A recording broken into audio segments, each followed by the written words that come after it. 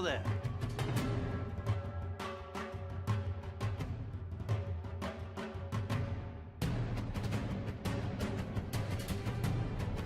You were the chosen one! It was said that you would destroy the Sith, not join them!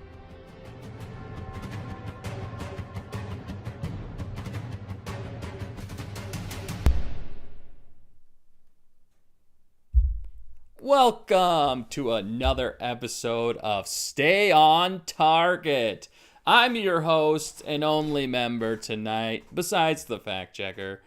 We're going to be talking about this episode live, Obi-Wan Kenobi. So it's just me. I'm going to be a talking head to you guys tonight. So if you have any comments,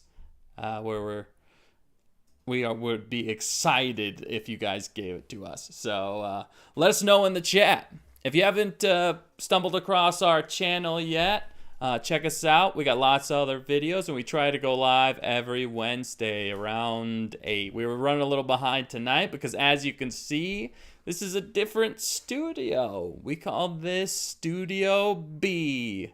This is the basement dweller studio, the background studio.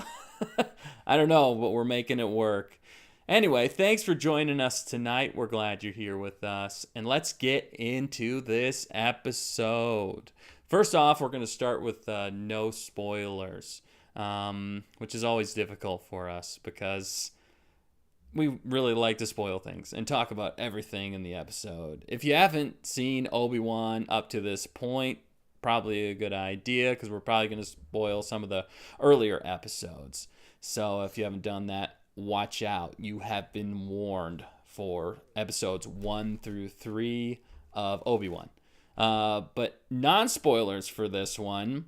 Yeah, some stuff happened. I will say right off the bat that this is probably the best episode so far of Obi-Wan. There was not nearly as many cringe moments, canon-breaking moments, and just all-around badness of the earlier episodes. Really, we have not been a fan of this series so far. Let us know if you are a fan or if you're not a fan. We would love to know in the comments. I kind of want to just know. I feel like it's kind of split right now, but most of the stuff I've been seeing, I guess it just depends on how hardcore of a fan you are in certain ways and what you like and what you don't like, and also how much other canon you know. Because if you know Rebels, there's a lot going on here that might tweak Rebels.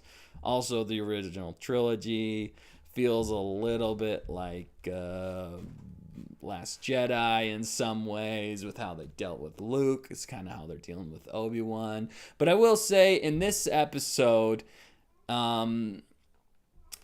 without spoiling anything, it feels like Obi-Wan's getting his mojo back a little bit. It's not quite there, but it's better. This is more, I think, what we were hoping for, even though it's still not quite movie quality yet. It still feels a little janky. Some nice set pieces. I think it helped that it was contained a little bit more, a little less outside, more indoors. Also, this is a planet we've been to. If you've seen the video, or if you played the video game Jedi Fallen Order, we know Cal Kestis went to this planet and the same facility. And funny enough, almost the exact same way that Obi-Wan does it. Again, I'm trying not to spoil. I kind of spoiled a little bit there, but not too bad. I'm not telling you what exactly happens, but leaving off from episode 3, we know that Leia was about to run away.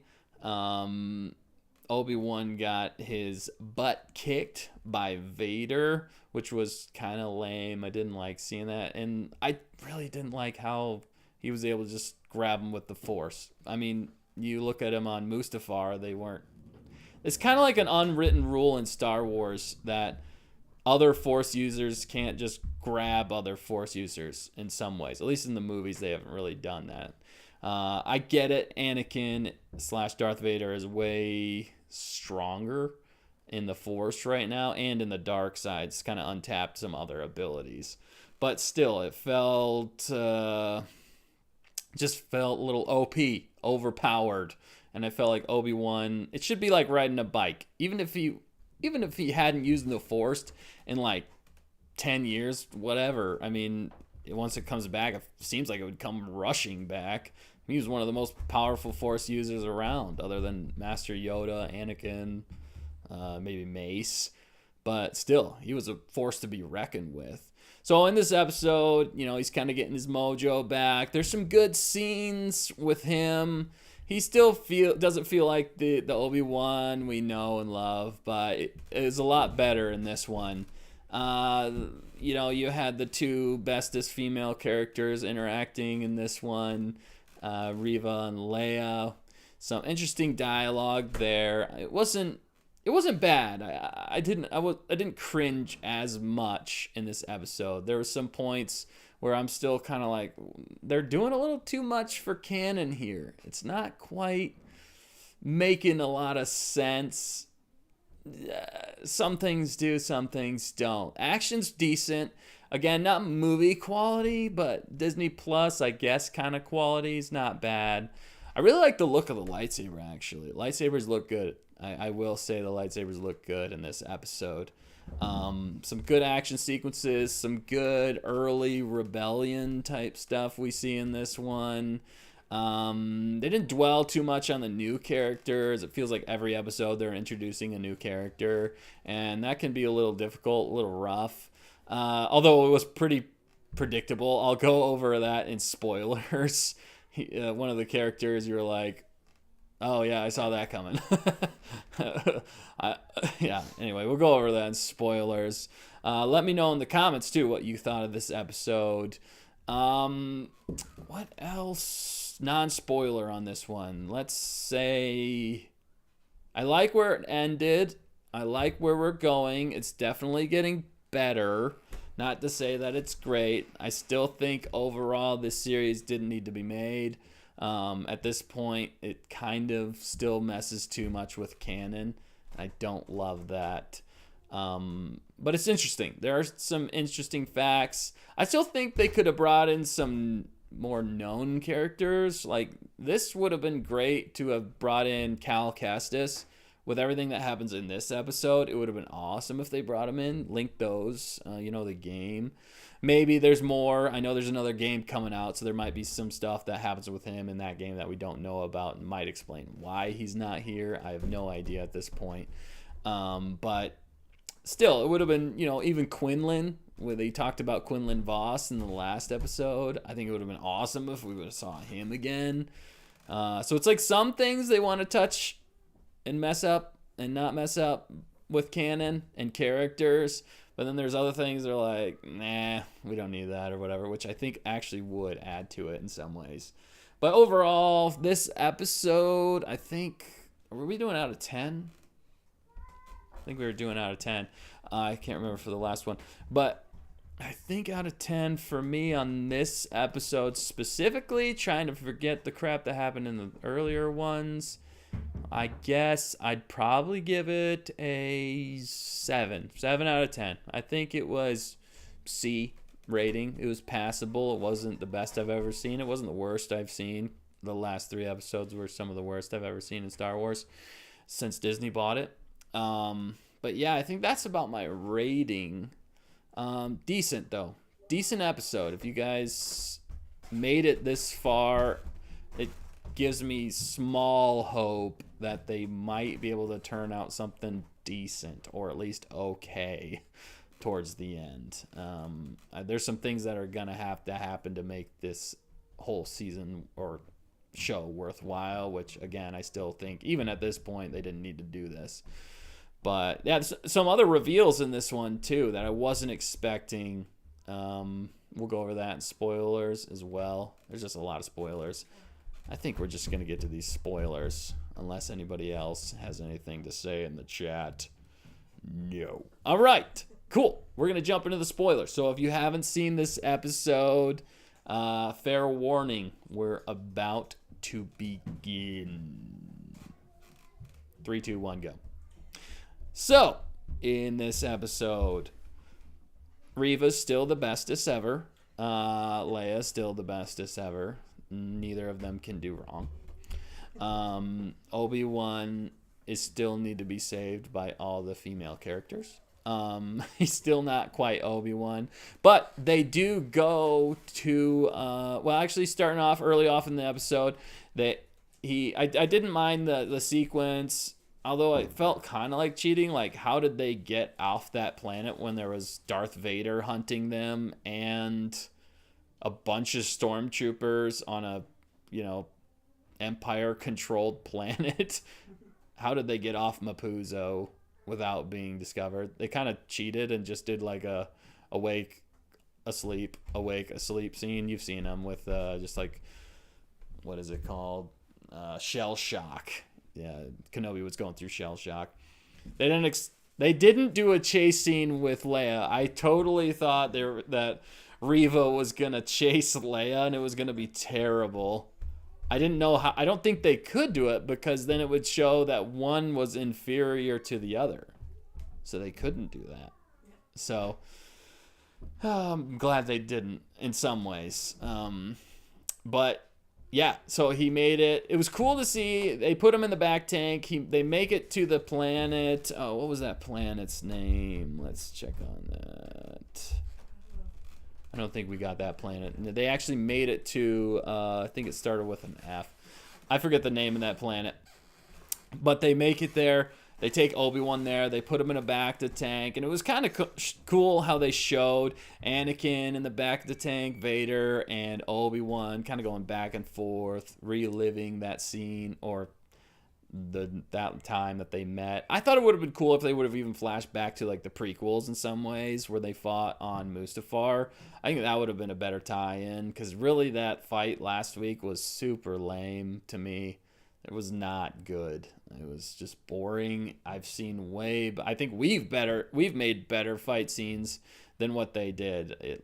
It was the backdrop. There was no weight to it. There was no build up. There was no excitement. There was no epic scene going on.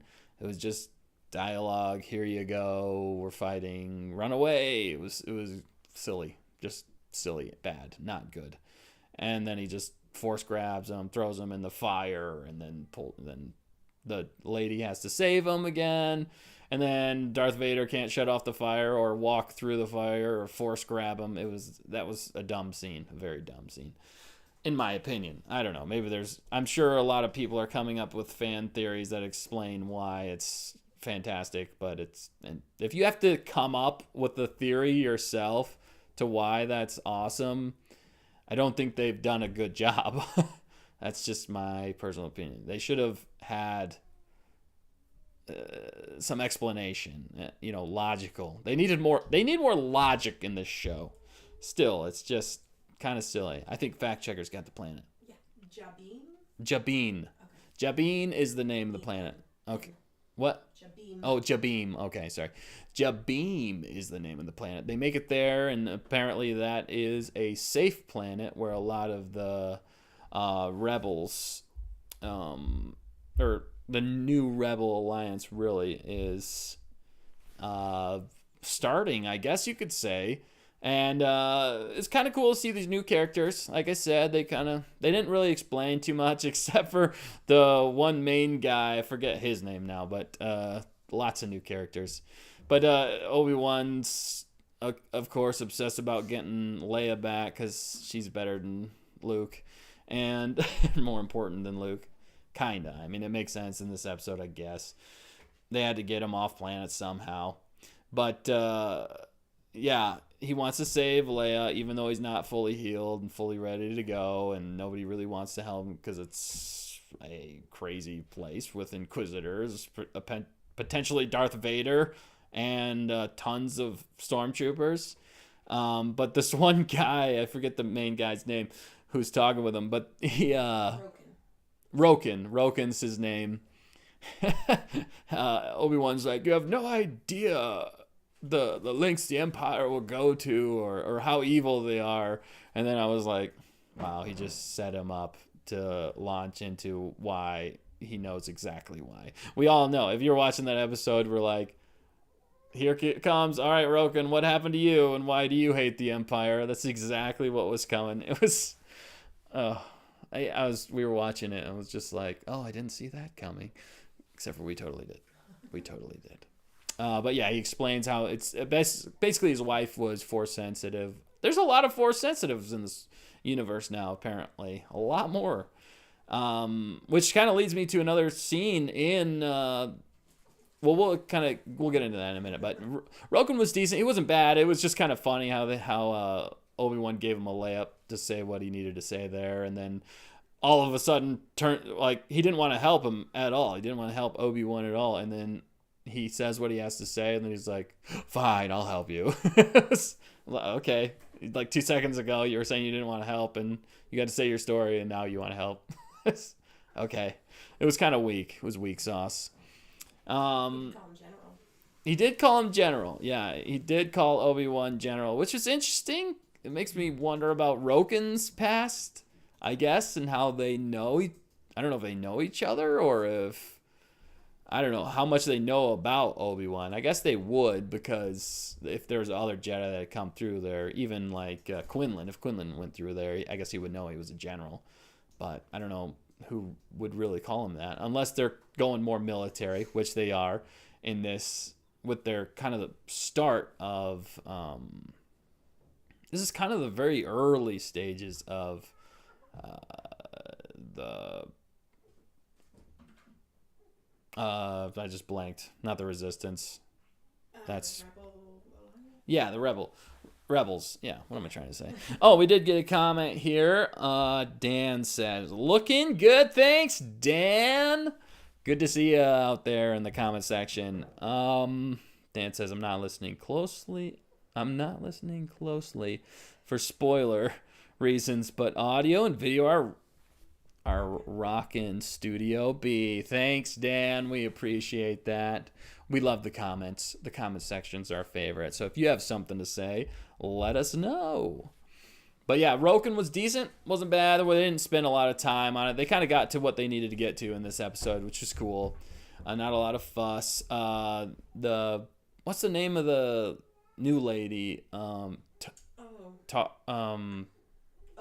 Tala. Yeah, thank you. Terrible with names, good with faces. Tala, she still miraculously has clearance. I don't know, even understand how. I mean, you'd think they'd have some sort of video footage of her murdering 3 stormtroopers, but she still does. It doesn't matter. So she still does, and she takes Obi-Wan to the facility and somehow makes it in.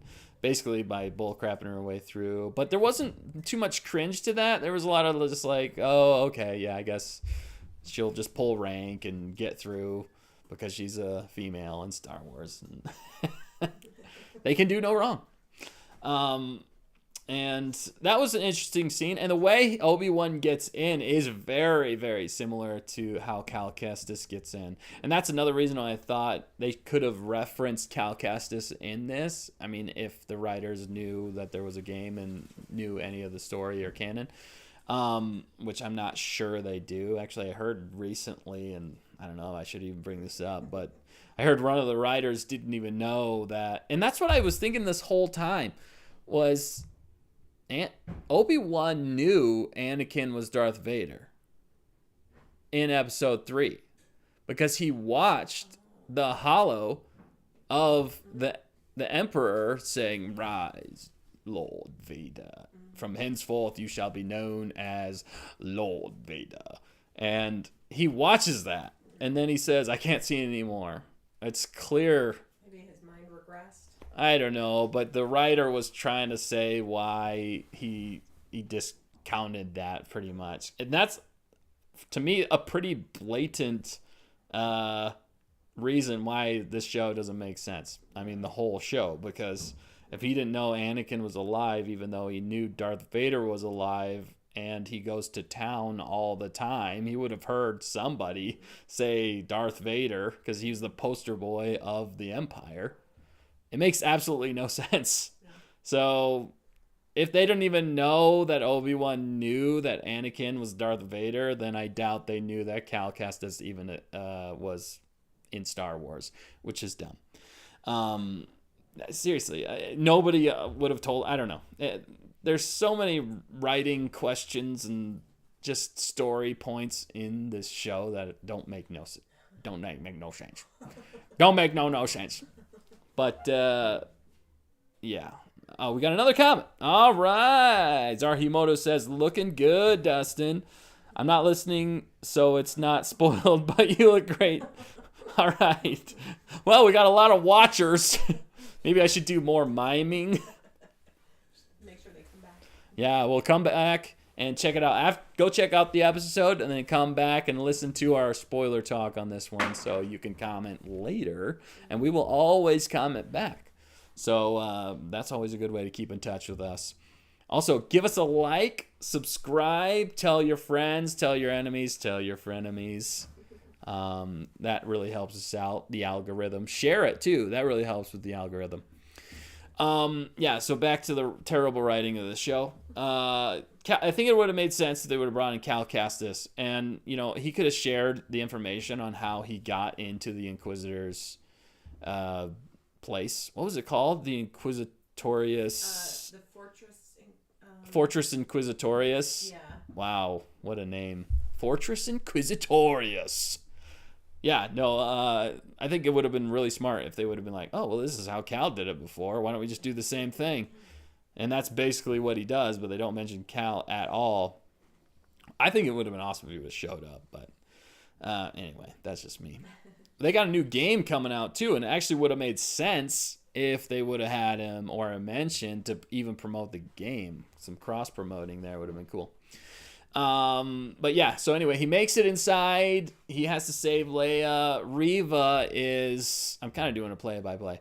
Reva is interrogating Leia. Apparently, she caught her. It was no trouble at all, even though everybody else has had trouble, but Reva is the best. And so she caught her, and both of them are the best in the scene. I was kind of like, how can they both be the best? But they kind of made away. Neither of them really lost any ground. I think Reva just got upset with Leia. Leia seemed like herself, even though I still feel like they're portraying her like how she is later. The acting there still is a little wooden to me. I know it's a child actor, so I'm not critiquing it too much, but it just feels a little silly, and for how dark they're kind of trying to go with it, it's like this is just weird. I mean, I get it, but that's some of the cringy moments. Still, I don't know, Reva to me still isn't selling her portrayal. Like, I don't know, it's not working great. She's just too one-sided, I guess. It's like she's trying to show her other side when she's talking with Leia, but she just doesn't have another side, so it didn't work. I thought she showed a little bit more dimension. She showed a little bit more with the interrogation scene, like she was almost trying to play good cop and bad cop, and that's why it was weird. If you've ever seen the movie, The Other Guys, Bad Cop. I thought you said bad cop, bad cop. And then he's like, I saw your intensity and I had to up it a level. He's just yelling at the guy. It's hilarious. Anyway, not a movie for kids, but it is a hilarious movie. But it felt like that. It was weird. Like, I thought she was going to offer her a glass of water and then just smack it out of her hands at one point because it was her playing good cop, bad cop.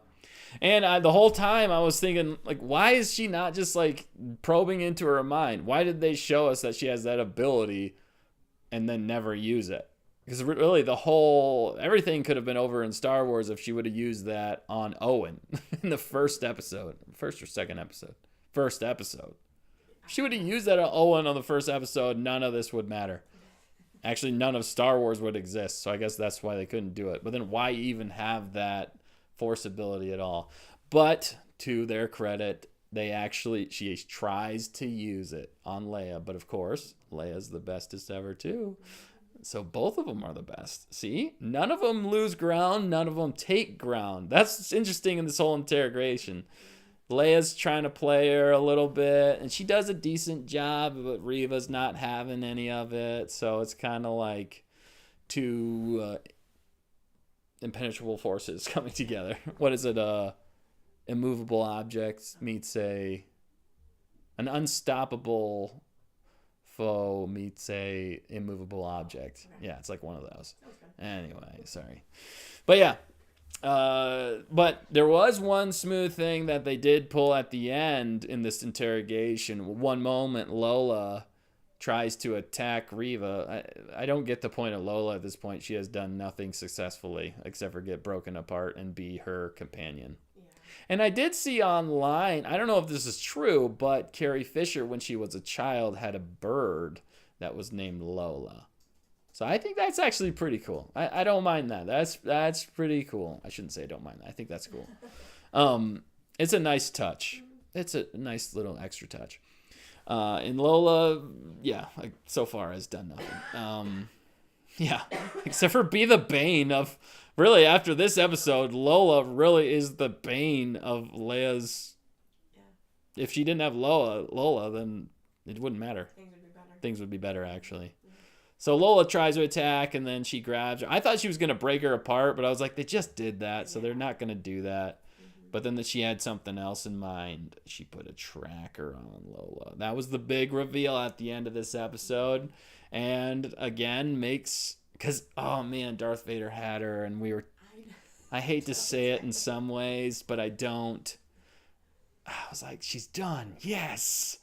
Is that bad? I mean, really, though, to be fair, she is the villain. She's the main villain other than Vader. So you can't help but cheer that she loses, you know? You're cheering on Vader. And we're cheering on Vader. So in that sense, they got it right. Kinda. Even though it's terrible. But they got it right. I don't know. But that saved her, and that still makes her the best ever. She can do no wrong. Oh, man. Yeah, she is an excuse for everything. And the scene between Tala and Reva was interesting. But anyway, back to the interrogation. She couldn't pull it out of her because Leia is obviously strong with the Force and very strong-willed. So that makes sense, actually, because usually Jedi mind tricks and stuff like that don't work on the strong-willed as much. Like Obi-Wan or Qui-Gon couldn't do it on the Tridarian, which they're just naturally, I think, immune. But then there are some other characters in Star Wars, especially Clone Wars, that they couldn't do it on. A non-Force user actually is... oh, shoot. I just lost his name. He was in Boba Fett, the villain, one of the last villains. He's an awesome villain. Holy cow, I just lost him. In Clone Wars, he's like one of the best villains in Clone Wars. Give me a sec. If you know it in the comments, yell it at me. Pikes? Nope, not the Pikes. That's a syndicate. Okay, Cad. Cad Bane, thank you. That's why I need the fact checker. I can't remember. Yeah, Cad Bane. Where was I going with that before that? I forgot. Oh, shoot. Cad Bane. Something reminded me of Cad Bane. Anyway. No, they couldn't force pull information out of his brain, and he's a non-Force user. So that makes sense. In the Clone Wars, they tried to like literally yank the information out of his brain, and they couldn't, I don't believe. Or they took like 3 of them to do it, with Anakin doing it as well, which is interesting. So Leia, they couldn't pull the information out. And it was a decent scene, and it was actually, there was a funny line. I will give him that. Leia said, "What, is this a staring contest?" That was actually pretty good. I like that. Again, they're kind of portraying her like she should be older. I don't really like it, but she's a kid. But then after this, she's like, "All right, I'm just going to straight up torture you." So Reva decides, like, sheesh, this is not a show for kids at all. But then they get to that, and I'm kind of like, well, this seems like it's breaking canon again. Not really, but there was something else I said was breaking canon. What was that? Let me go back real fast. Oh, there's a lot. We have a lot of notes. I should have been reading the notes. But Ben swimming in, just to go back to this real fast, it looked like there was a Dianoga on the outside of the door when it was swinging in. So if you go back and watch that, I think it was a Dianoga. That's the same creature that's in episode 4 when they go into the trash compactor and it pulls Luke down under. It looked like a Dianoga, so I think it was, which is pretty cool. I like that. And so yeah, that was fun. And it kind of reminded me of episode 1, you know, Obi-Wan swimming to the Gungan planet or city underwater, following we just needed Jar Jar swimming in the background. That would have been hilarious. But yeah, that was good. But back to the interrogation, she's just like, all right, you're not going to tell me that I'm just going to straight up torture you. And it's like this long drawn out scene where it's like they're taking her, they're strapping her in, and you're like, man, this is dark. Again, it's like, well, in some ways it almost made sense because we're like, well, Leia does get tortured later and doesn't give anything up, so I guess she's used to it, which felt kind of silly. But yeah, then they needed but even before that though, because Obi-Wan gets in, obviously, and apparently he's not too weak to just straight up murder a stormtrooper and throw him in the water, which was interesting, even though like 2 minutes before that he couldn't even use the Force with his arm. But yeah, he gets in, he's roaming all around, which felt very Star Wars. I did like that. Going through this whole place, it did feel very Star Wars. Also for the fact that I played the game Jedi Fallen Order, so it was cool to see that. And just Obi-Wan roaming around in like the Empire's structures, you know, just feels Star Wars because that's what he did in episode 4, and that felt like episode 4 in some ways, even though the probe droid thing and some of it feels a little silly. And even whenever he was dealing with some of the stormtroopers and their funny commentary, there's some really funny commentary in one of the scenes, but he had to have distractions. So the bestest, Tala, who just previously before that was looking all this stuff up, talking loudly to him with others Imperial officers all around her, and then this other guy finally comes up, is like, let me see some identification, and then she just kills him. Easy enough, easy peasy, no problem. She's the best. She's a female. And nothing against females, by the way. I have nothing against females. My wife is a very strong individual as well. I just don't like how they portray that, you know, they just can't do anything wrong. And that's it. So far, no female has made a mistake that I can think of. Can you think of anything that they've made a mistake, fact checker?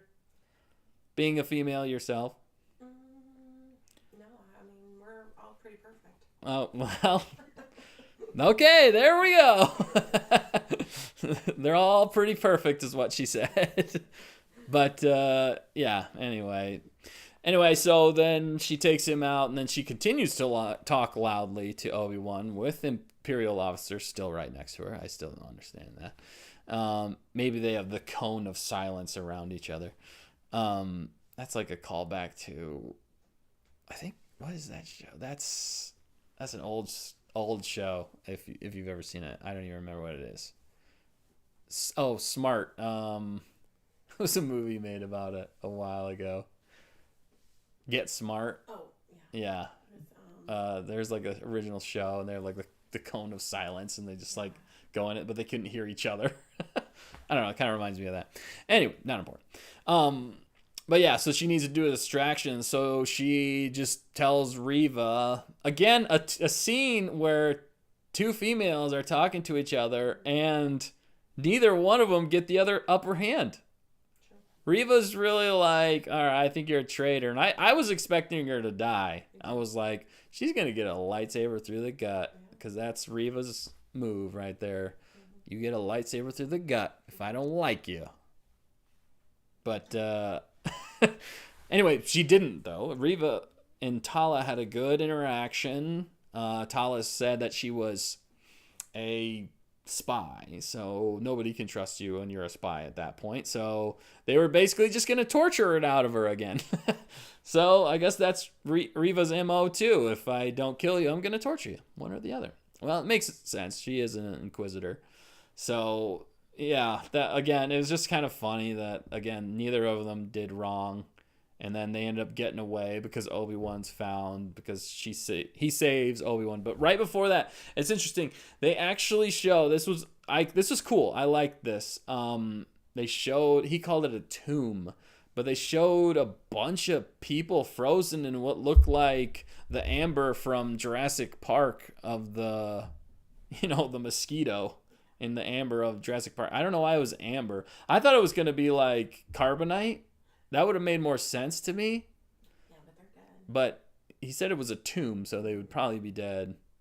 Carbonite, I guess they could potentially be taken out of, but they just keep them as trophies, I guess. It's just real weird and real dark. Which also is like, are those all Force users? Was one of them the wife of the guy, Roken? Oh, possibly. Maybe, because they zoomed in on a lot of their faces, so we might have to look back on that and see who was significant in that. One thing I found called it the Dead Jedi Museum. Oh, okay. Fact checker said that one thing she found was that it was the Dead Jedi Museum. So that's interesting. So they all must be Force users. Because why else would they have them there if they were just regular criminals that were not with the Empire? Yeah. And the main one they showed was a Jedi youngling still with the training hat on, which was sad, but then also kind of funny that they left the training hat on. I don't know how they freeze people that quick or whatever. And I was kind of hoping to see some more, like, it almost, when they first showed it, almost looked like a Plo Koon type character off to the right. I thought it was Plo Koon, but he would have been blown up in the ship. Unless he survived that crash, because in episode 3, he gets shot down by the clone troopers because he's an excellent pilot, and they're flying behind him. They shoot him down, but maybe he survived and they caught him later. That would actually be really cool. But yeah, I don't know why they zoomed in on a lot of their faces. Yeah, None of them really made. Finding is fact checkers looking it up. Master Sinoop. Oh, okay. So one of them is Master Sinupe. Oh, which one was that? Can you give me a description? He helps a young Ahsoka track someone down. Oh, he helps a young Ahsoka track someone down. I'm trying to remember. That's probably Clone Wars, I'm guessing. Yes. Okay.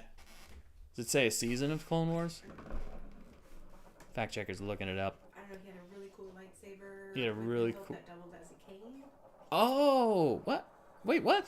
Like Lucius Malfoy's wand. That was. He was like a dog-looking character. Yeah, they kind of showed him for. Did they showed him? Yeah, but I don't remember seeing him in the Amber. Yeah, he was one of them. He was? Mm-hmm. Oh, wow. Because then they showed a woman. Yeah. Do they have the... Oh.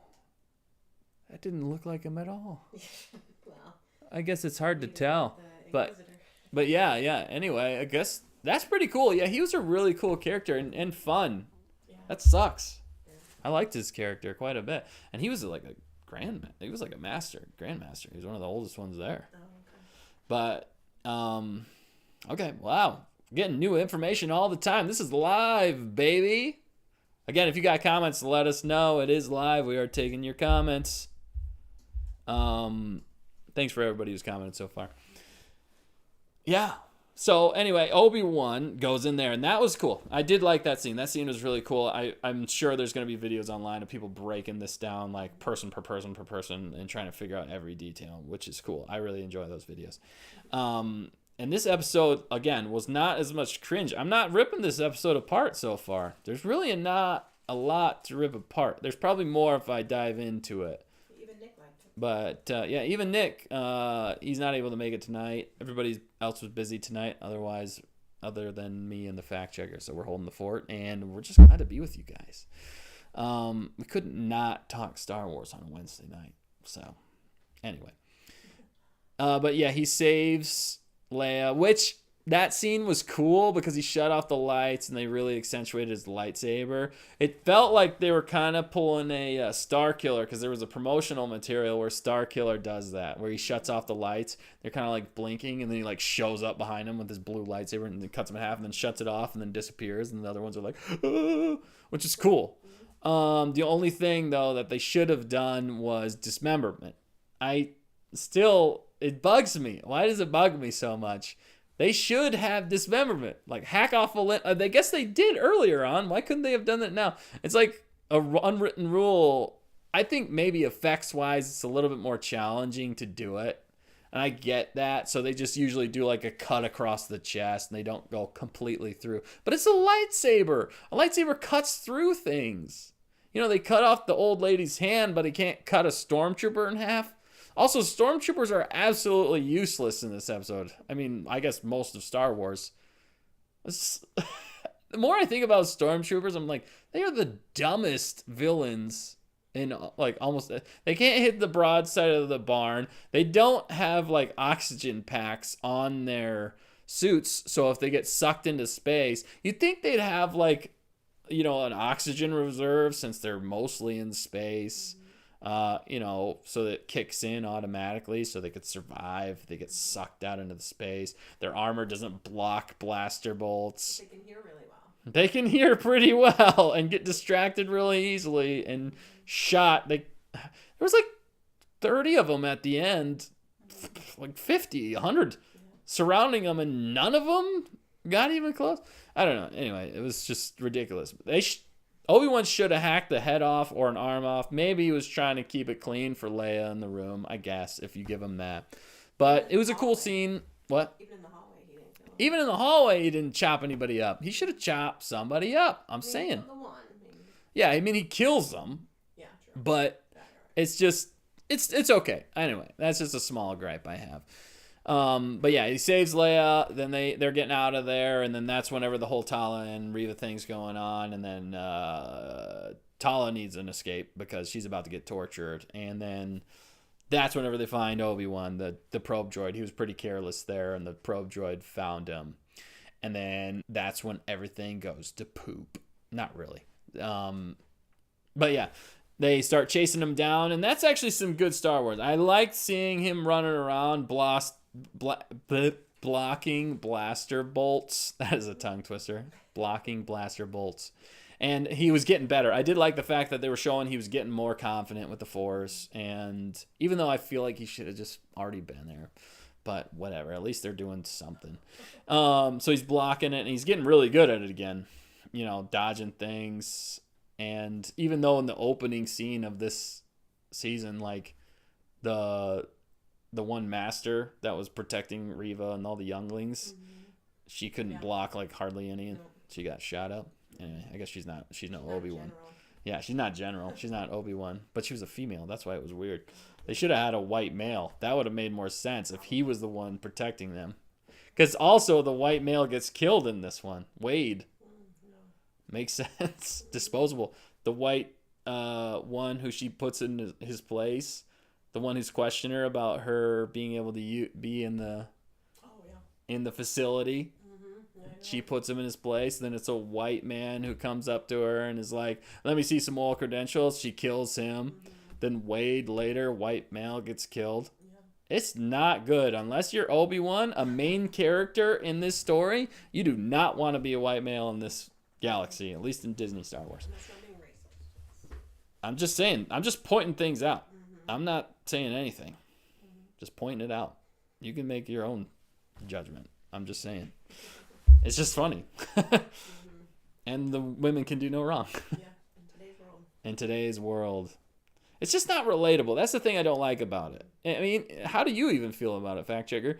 Is it like whenever you see that women can't do anything wrong, does it make you feel good, or does it make it feel unrelatable? They're like main characters too. Yeah, I don't relate to it, that's for sure. Like, could you relate to Rey in Star Wars? In the Last Jedi and all of those? But maybe not. Her aspirations, but execution, right? Because she didn't do anything wrong. There was no character growth. Yeah. When you don't do anything wrong, there's no character growth, which gives you no arc for the character. That's what makes people one-sided in a show. And that's what Reva is, just angry, doesn't do wrong, gets everything right. She's just too good at what she does. She almost died at the end of this episode, but she was saved because she let them go, because she put the tracker on her. So and then that forces Darth Vader to say, "I underestimated you." Come on, get out of here. I don't even think he would have said that. That's the other thing. I was like, he would have just dropped her. I think he would have dropped her and be like, you live another day, basically, and walked away. That felt dumb to me. But maybe, I don't know, maybe I'm just caught up in this whole female can't do anything wrong. What? You just get to hear more of the voice. Yeah, I like hearing James Earl Jones. He's pretty awesome. And he doesn't sound like an old man in this. I don't know how they did that. Because in Rogue One, he sounds like an old man. More so than any of the others. So, I don't know, whatever they did in this one, they did a really good job. And Vader still seems mostly Vader.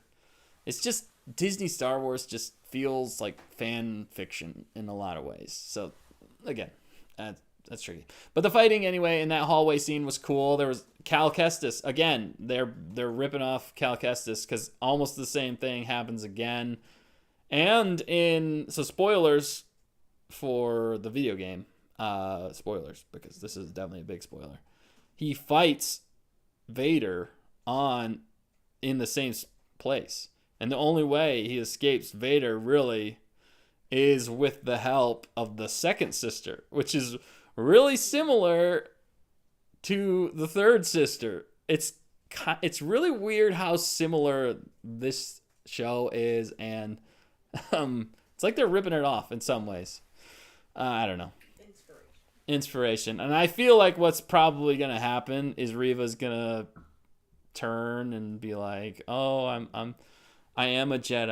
I should have never turned to this evil dark person, and she's going to become the hero, or she's going to die the hero. Yeah, probably. You think? I think that's probably. You guys think that? Yeah, I think so. I don't know. That would be kind of silly, in my opinion. But yeah. There's still some cool action, though. I did like the fighting. And they had some more of the stormtroopers that were from the game, the video game. I forget what they're called. They're like not dark troopers, but they're more Jedi. They're more troopers designed to hunt Jedi. Not that they did anything overwhelming in this one. And actually, there was a funny scene. But they break the window. And that's really similar to what happens in the game. They break the window, and that's how he escapes, Cal Kestis, from Darth Vader. So that was really interesting, how they're almost playing the same thing. And how he was using the Force and holding the blaster. We were like, why doesn't he just walk away and still hold the Force? But he couldn't do that. And they didn't use they should have used the Jedi Force run. I would have been like, do that. We've only seen that once in Star Wars. Do it again. If you're going to break everything, you might as well do that again. And he doesn't, but he still makes it out without a single drop of water getting in. Both the fact checker and I were watching this, and we were like, oh, no water got through. At least we couldn't see it. It didn't seem like it. And then it was hilarious because they panned back over, and then all the stormtroopers were just floating. Again, they have no oxygen. They have no nothing. Oh, it's so dumb. You know how many more stormtroopers could still be alive if A, their armor blocked anything, and B, they had oxygen or a short supply of oxygen, even if it was like 30-minute supply built into their helmet and like on their back. Yeah. It would make so much sense. No, they just need something indispensable. I know, I get it, I guess. You gotta have something. But yeah, that was still a pretty cool scene, the Tala, and then another cringe, just kind of goofy moment was whenever they were walking out, Tala, and they just walk out the front door, and he's just got like a big cloak. Where do they get that cloak, for one thing? She grabbed it outside of the water room. Oh, she did. It was on the ground because she had killed someone there. Oh, because there was the guy wearing it. There's a guy wearing it. Oh, okay. That big of a cloak? Yeah. Oh, I didn't even remember that. So oh, yeah. Okay, I mean, he was like an Imperial officer. Yeah. But even still, why was he wearing that giant cloak? Quite convenient. Again, a little silly. And then he puts that on over Leia, and like they're both walking together. It was the goofiest looking thing. They're walking out the front door of a place that's on high alert. Yeah. Basically and nobody notices them. Even the brother, whatever. Even yeah. Again, they make the other Inquisitors totally stupid. I mean, they literally walk past the fifth brother and I don't even know the other one, sixth sister or something like that. I don't even know, something. But it's not important at this point. But yeah, they make them incompetent. Again, it's just stupid because Reva's the best. And she's the only one that knows that they're there, even though if you just look at them for 2 seconds, he's literally the only bearded, long-haired person without a cap on. It's pretty plain to see. And it's not like he's like cuffed or anything like that. Leia should have been like on his back like a hump or something. Yeah, definitely. I don't know. Holding onto his leg. Yeah, it was just so silly. Oh man, that was probably one of the cringiest moments. I was just like, what? It was kind of like the gate scene in the last episode, on where he shoots the gate and everybody's like, oh, he's gonna go get the truck, and then he just walks through it when they could have literally just walked around. It was like, yeah, it was stupid. That's how it felt in this scene, and it was just so that Reva could be the best again and call him out. An old man. I like how they keep calling him old man. He doesn't even look that old. I mean, I guess he is, but he's not that old. Anyway, they're trying to transition him to the old Ben, even though it's not really working. Yeah, and then out of nowhere, like, you're like, how are they going to get out of this situation? They're literally surrounded by everybody. Reva, all the Inquisitors are there. It was just like, oh, and then 2 speeders. What's the name? Snow speeders. Yeah, snow speeders come out of nowhere, which is cool to see. I did like seeing the snow speeders. I thought it was a little odd that they used those ships out of any other, but it was still cool. I like seeing it. I didn't realize they could hover like. Well, no, you knew that in episode 5 that he hovers down. Anyway, but they come in, save the day, and then this is where the stormtroopers are absolutely worthless again because there's like 100. I know they blast a whole bunch and there's a lot of confusion, but like Tala and Obi-Wan can hit everybody first shot, no problems, and no stormtrooper could hit them. And there was like 200 of them in this facility. And they're just running away. I don't know. And then Reva starts chasing after them, and she couldn't force run fast enough. Yeah, somehow. Seems silly. Again, it's silly. It's silly writing. They should have been closer to the edge. Yeah. Made it farther, or it could have been done better. There needs to be somebody with more logic-minded writing this stuff to be like, why are they there? Why don't everybody... Like, somebody needs to be asking these questions at Lucasfilm. If you're going to make a show in Star Wars, you need to have the logic person be like, all right, well, they wouldn't just do that because there's... Obviously, this would happen. Duh. You have to have an explanation. In Star Wars, you have to have explanations. Not always, granted, but it's got to connect. It's got to make sense, because whenever you don't have it make sense, if you have a property or a show or a movie in Star Wars where the more you look into it, the worse it gets, that's not good. That's Disney Star Wars. George Lucas Star Wars is the more you look into it, the better it gets in a lot of ways. There might be a few things that are like, oh, okay, that didn't make the most amount of sense, but you can at least connect the dots, and it's still pretty logical for the most part for how they get from point A to point B or whatever happens. At least they don't make it as bumbling dumb like this. It was just silly. I don't know. I didn't like that scene. And then, anyway, they make it to the speeder. It was cool to see the speeders. They hop in. I don't know how they got in so fast. 3 of them into a speeder, even though it's a 2-man ship. She's small. But it was still Tala, Obi-Wan. It was still Tala, Obi-Wan, and Leia. And it's a 2-man ship, and all 3 of them are in the back. They had to have been really, tiny back there. Anyway, that was funny to me. Nobody thought about that. Again. Yeah, I guess they're actually called T-47 air speeders. T-47 air speeder. Okay. Because I was thinking, I was like, there has to be another ship when we were watching that, because they don't have hyperdrives. Yeah. They're an in-atmosphere ship because it's an air speeder. So anyway, it was cool to see them, though. I did like seeing them. There was 2 pilots, and Reva, again, could have pulled the whole second sister from the Cal Kestis Fallen Order and force jumped onto the ship, destroyed it, or thrown something at it faster. And then she does, because the 5th brother shows up and he's like, do something, which is stupid because he's there. He could have done something, but they can't show that he's good at something. Obviously, Reva has to be the best at everything. So then she just throws a canister at the, I think it was actually explosives, at Wade, which was, he wasn't white, right? He was the white dude. He was the white dude who said something earlier. Sure. Yeah. Anyway, she hits his ship and takes out Wade, which is a bummer because he was laying down the fire to let the rest of them get away. So that was sad. That was sad to see. And it really kind of showed the way. I like that they took the time at the end to show that there's loss in this, galaxy, and they're not good people, obviously. The Empire, anyway. And Reva. So I don't know why they're going to want us to like her in the end. I have no idea how they're going to do that. Or maybe they're not. Maybe they're just going to make her the bestest Inquisitor ever.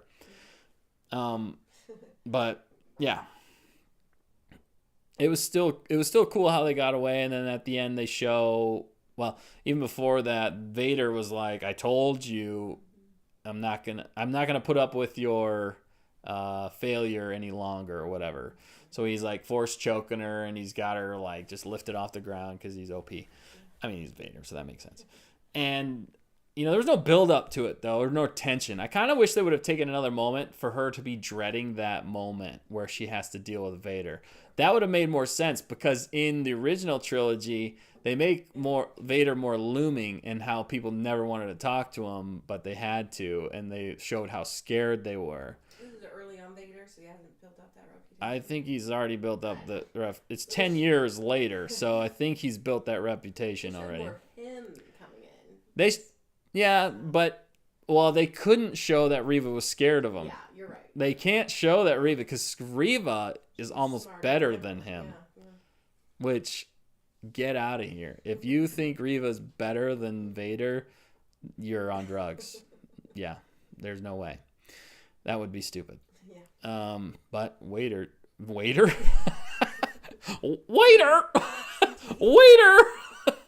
No, Vader.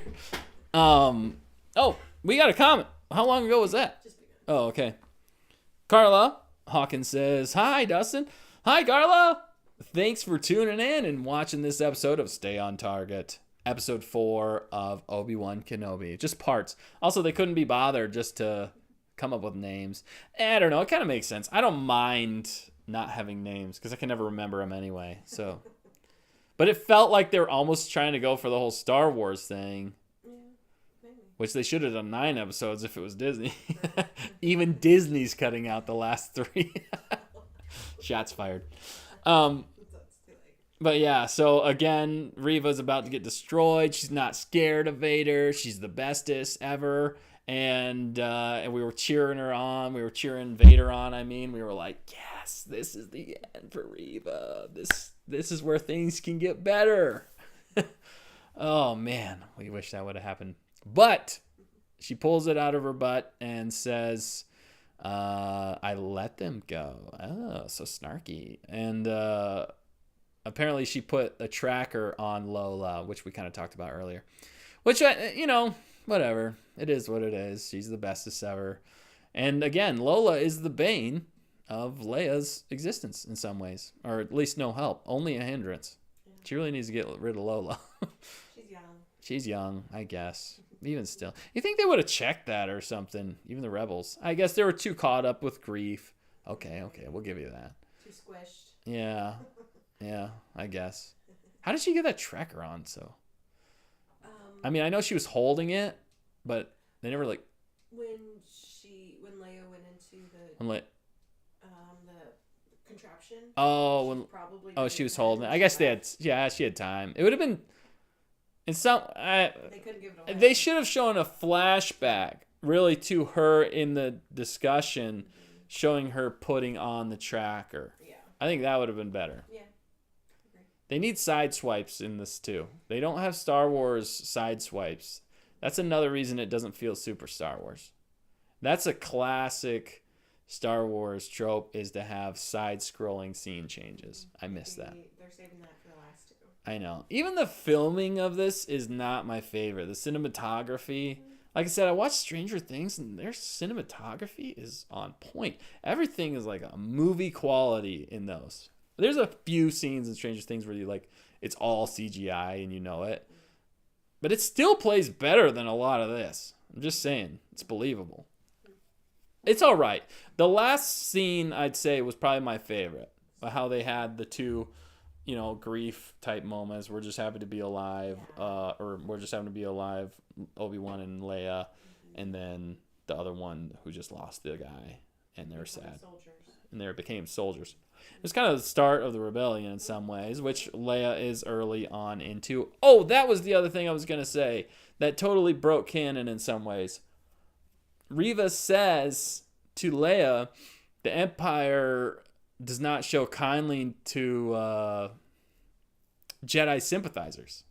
Oh, yeah. I was like, how, if the Empire knew about her being a Jedi sympathizer at a young age, then how did she ever make it into the Senate? I mean, how did she ever get to a higher position in the Empire in some ways to be able to do these things? If they already knew that she was a Jedi sympathizer. And it dies with her when she dies at the end of this. Yes. But you think they'd still have all that recorded or something? Yeah. If it's an interrogation. Maybe not.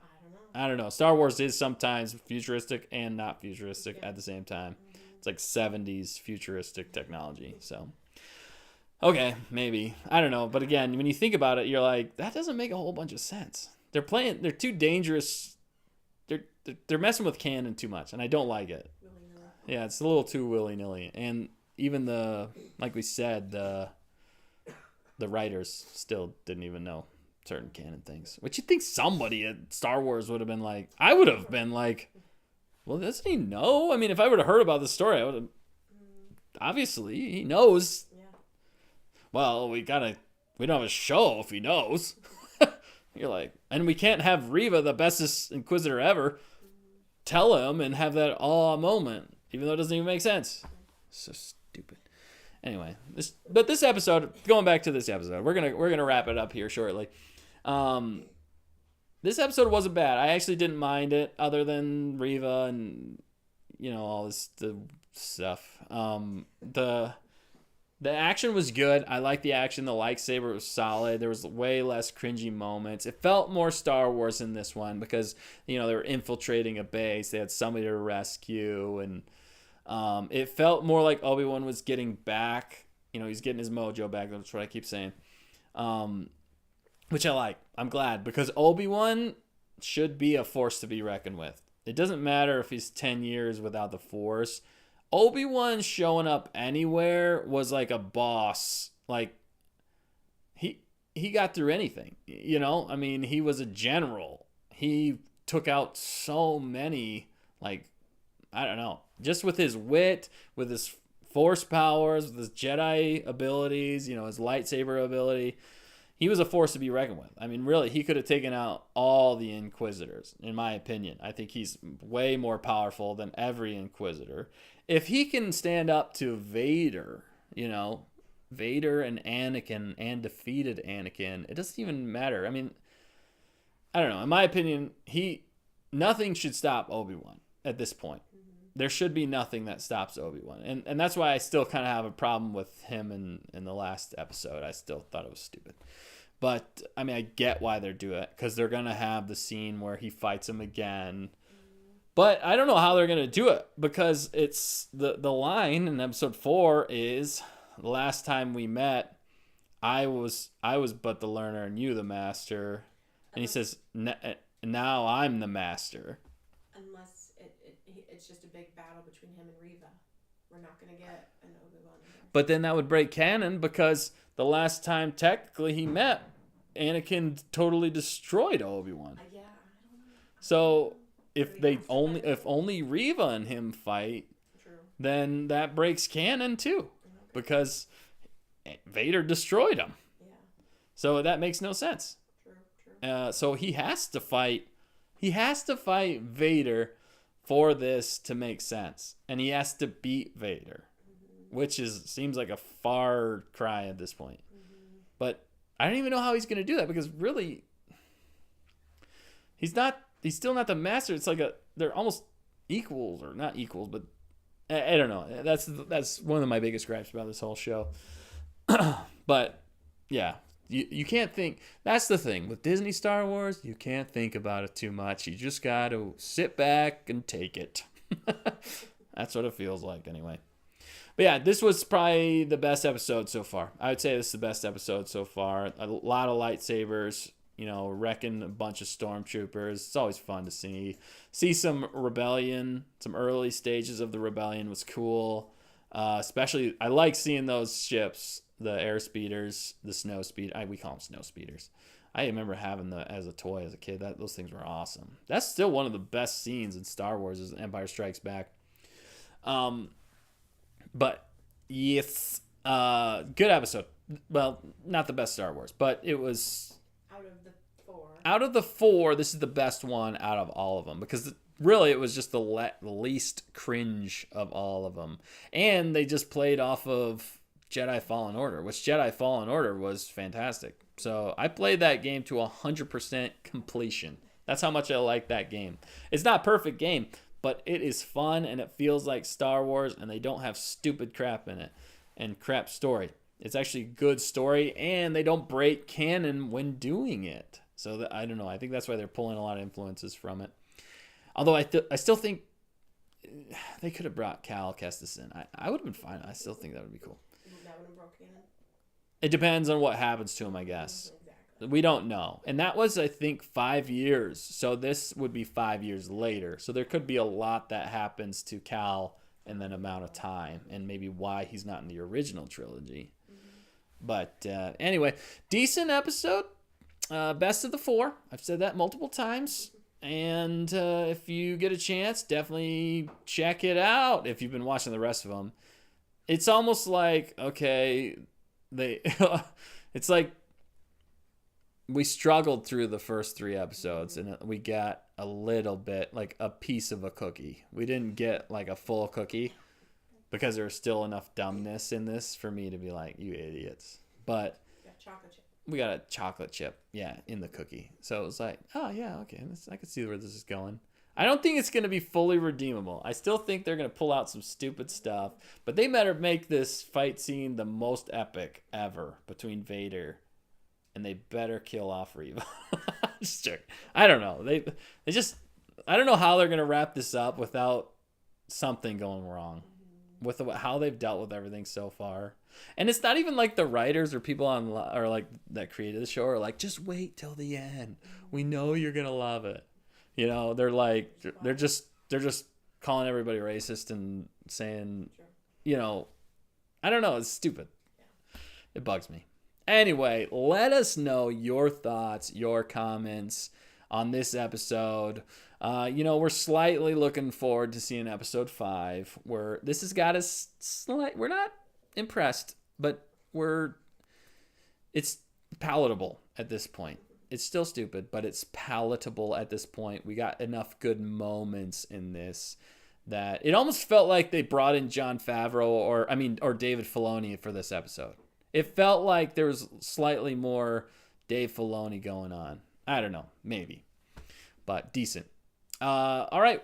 Well, thanks for tuning in to this episode of Stay on Target. Again, I'm Dustin. We're probably going to be back. We're going to be back next week. We'll try to be on time this time, probably around 8 o'clock, 8:30, usually when we try to go live. So check back then. If you're catching this later, thanks for watching this video. And you win a Wookiee cookie for making it to the end of this video, hearing the ramblings of a crazy man in Studio B. Don't forget to like, comment, subscribe, share this with your friends. Tell your friends, tell your enemies, tell your frenemies. And you got anything else, fact checker? Do you need to rate I rated it earlier. Okay, I didn't know if you did it or not. 7 out of 10. Okay. 7 out of 10 is the rating. Fact checkers, making sure we get that. Good. 7 out of 10. I thought this is for the whole series so far out of all the episodes. I think the rest of them I was like 4 out of 10 because they were suckage. And this one's 7 out of 10 because they didn't suck as much. Still wasn't the greatest, but it wasn't bad. I'll have to say it wasn't bad. So anyway, we got more videos coming, and we'll be back next Wednesday. So look for us there. Thanks for tuning in again. They should have said hello there in the last episode. They're saving it for the end. It was such a missed opportunity. I see so many good memes online where they were like, we're this close to greatness. Oh, so funny. Anyway, next time. We'll see you next time. Until then, I want to say hello there, but it's like goodbye there. Aloha. It's both. Well, yeah, but that's not Star Wars. Hawaiian Star Wars. Goodbye there. See you next week. Get out of here, you scruffy looking nerf herder.